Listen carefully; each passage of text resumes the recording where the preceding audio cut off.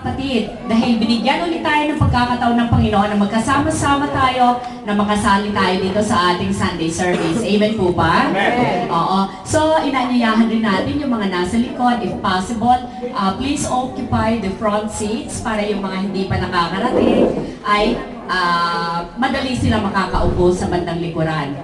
Okay? So, ngayon, mag-uumpisa na tayo, ano?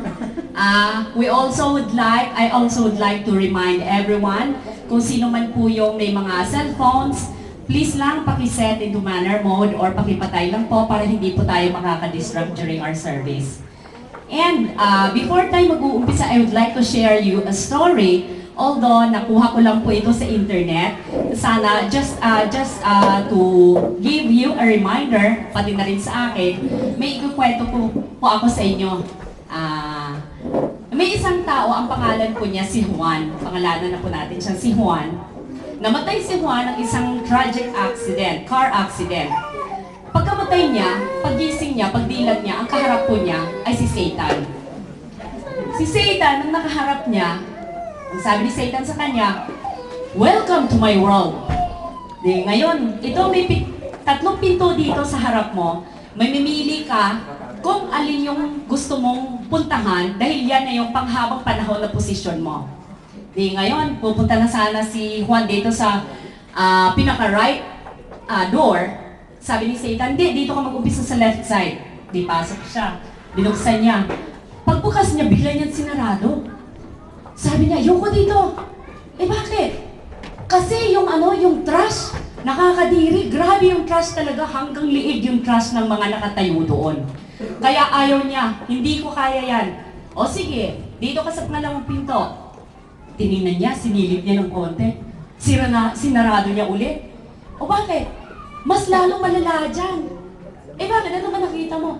Eh yung mga nakatayo doon, hanggang ilong na yung trash. Hindi na nakakahinga. So langhap na langhap yung amoy talaga ng nakakadiri talagang mga gomi.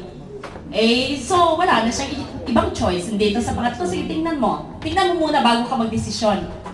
Di dahan-dahan niyang tinignan ulit yung pangatlong pinto.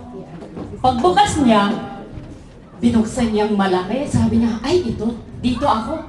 Ang ganda dito. Mas nakakagalaw yung ng upper portion ng katawan. Dahil yung gomi hanggang tuhod lang.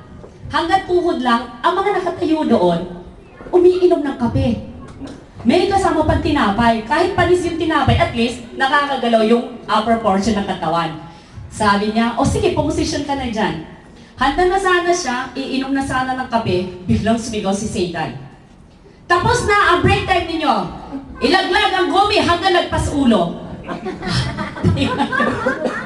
Ewan ko lang kung natawa kayo, pero lang, malalaman natin dito sa kwentong ito kung ano talaga ang character ni Satan. Talagang he is a deceiver. Kaya huwag natin pababayaan po na kahit kunting lusot, talaga naghahanap lang siya para siya makakapasok sa ating buhay. Di po ba?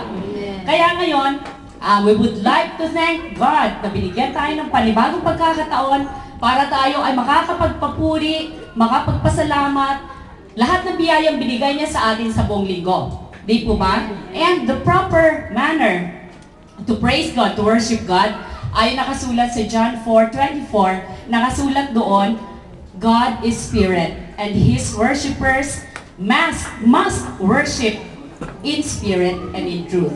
Kaya ngayon, mag-worship tayo sa ating Panginoon without inhibition. Kung gusto niyong pumalakpak, gusto niyong umiyak, gusto niyong, you'd like to lift up your hands, gawin po natin. Yung talaga nanggagaling sa puso at acceptable and pleasing to God. Ngayon, tatawagin na po natin ang ating music ministry, and at the same time, tuloy-tuloy na po tayo sa ating opening prayer, To Believe by Brad Jude.